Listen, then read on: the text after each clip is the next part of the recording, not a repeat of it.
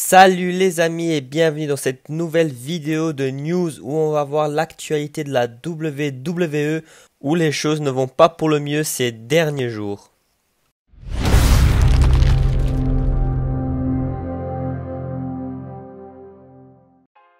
Et on commence directement par les blessures car il y a des nouvelles blessures à la WWE, à commencer par AJ Styles.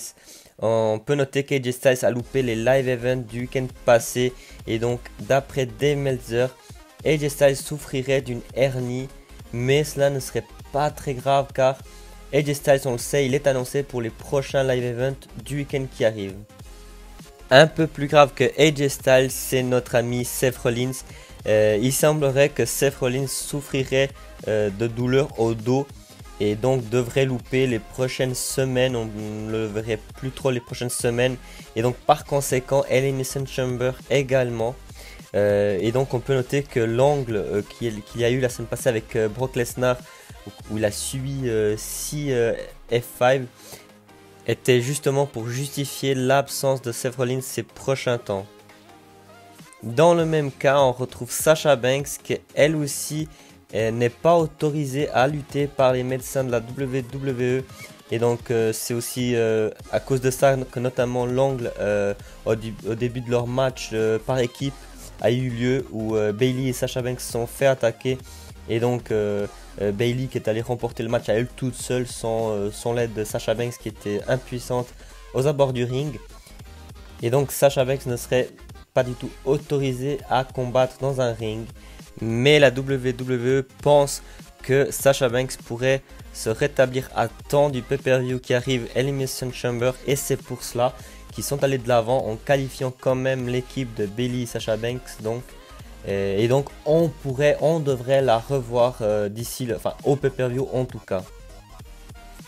Et donc après ces mauvaises nouvelles par rapport à des blessures, on passe à des mauvaises nouvelles par rapport à des contrats et leur expiration. Et un des noms qui résonnait le plus ces derniers mois, c'était celui de Dolph Ziggler. Est-ce que Dolph Ziggler allait quitter la WWE par rapport à son absence tout simplement? Eh bien il semblerait que non. Pour tous les fans de Dolph Ziggler, ne vous inquiétez pas. Si Dolph Ziggler est actuellement pas là, c'est parce qu'il est en tournée d'un spectacle de comédie. Et d'après PW Insider, Dolph Ziggler aurait signé un contrat avec la WWE il y a quelques mois et donc il ne devrait pas quitter la compagnie de sitôt et on pourrait le revoir à la télé bien avant WrestleMania, après sa tournée de son spectacle de comédie. Par contre, des contrats qui inquiètent fortement la WWE, ce sont ceux des Usos. La WWE ont peur que les Usos ne signent pas un nouveau contrat avec la compagnie et qu'ils s'en aillent rejoindre notamment la All Elite Wrestling. Et donc cette nouvelle vient après que plusieurs superstars ont déjà demandé leur libération, à savoir Mike et Maria Kanellis, le Revival et Hideo Itami, à savoir que Itami lui a déjà été libéré par la WWE car lui avait annoncé à la WWE qu'il s'en irait au Japon tout simplement et donc la compagnie ne craignait pas qu'il pourrait rejoindre la All Elite Wrestling.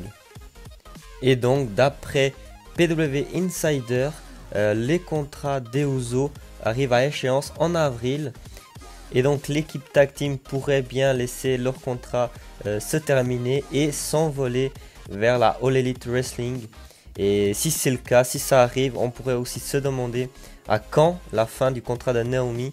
Est-ce qu'elle suivrait son époux?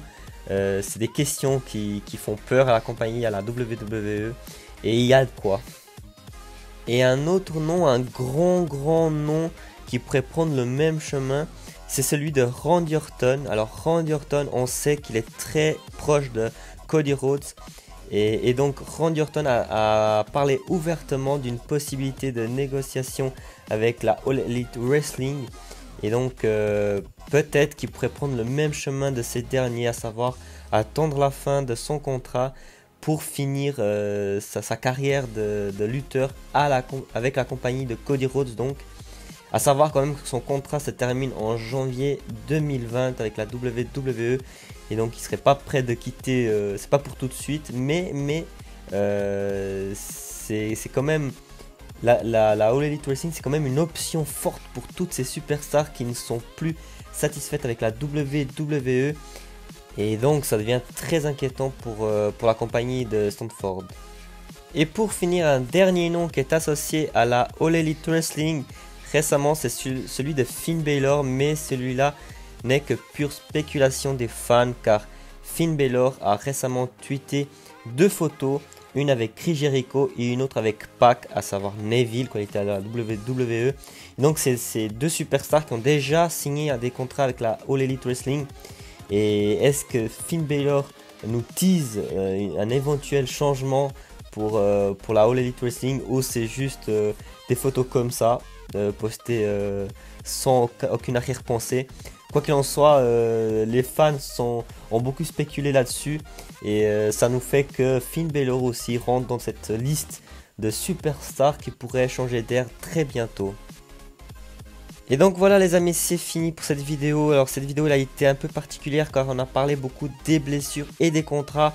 Ça a tourné un peu autour de tout ça, mais c'est un peu ce qui s'entend le plus ces derniers jours. C'est ce qui est de plus alarmant pour la WWE surtout. Et donc j'espère qu'elle vous a plu cette vidéo. Si c'est le cas, n'hésitez pas à lâcher un petit pouce bleu qui me soutiendrait énormément.